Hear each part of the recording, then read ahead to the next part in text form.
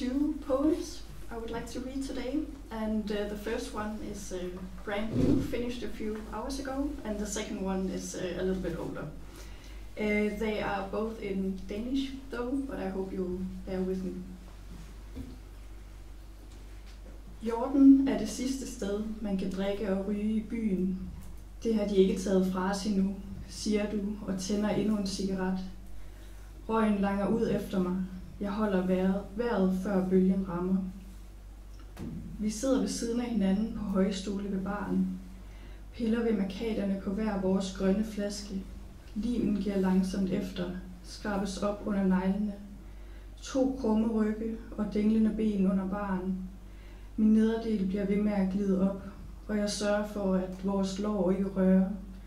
Kun gennem spejlet bag sprutflaskehalse kan jeg se omridset af dit ansigt. Jeg rejser, kaster jeg ud i røgen. Det her er sidste gang. Skyller efter med en mundfuld. Du kan da ikke bare tage afsted, siger du og hikker. Har du overhovedet tænkt det igennem? Og nej, det har jeg nok ikke. Jeg ved bare, at det er nok. Det er nu. Det må du undskylde. Jeg troede bare, vi havde det sjovt, siger du og kipper med øllen mod mig. Drikker og tømmer. Hvidt skum glider op gennem halsen. Det er jo ikke sådan ment. Man er det, man gør, forsøger jeg.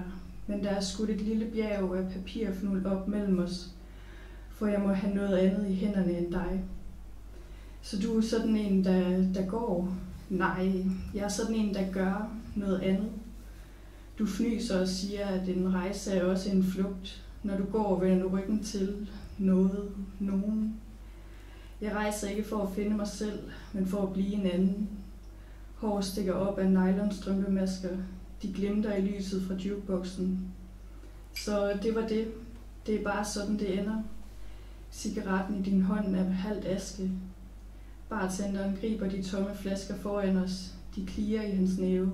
En omgang til, spørger han. Vi ser på hinanden. Du trækker på skuldrene. Jeg nikker.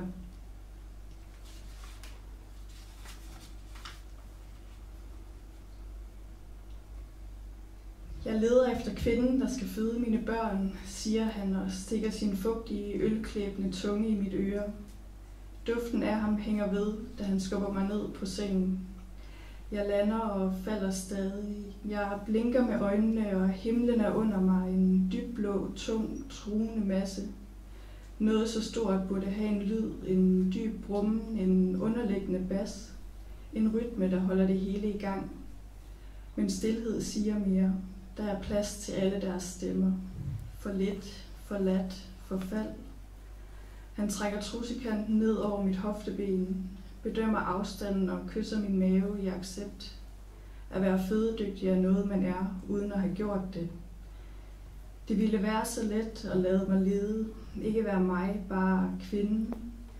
Blive ført ind på dansegulve, på bar, i senge, til familiefester, ned ad kirkegulve, ind på fødestuer, vuggestuer, opvågningsstuer.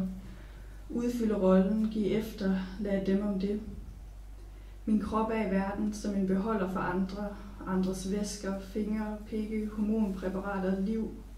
Der skal helst være noget af en anden i mig, før jeg tæller som en. Thank you.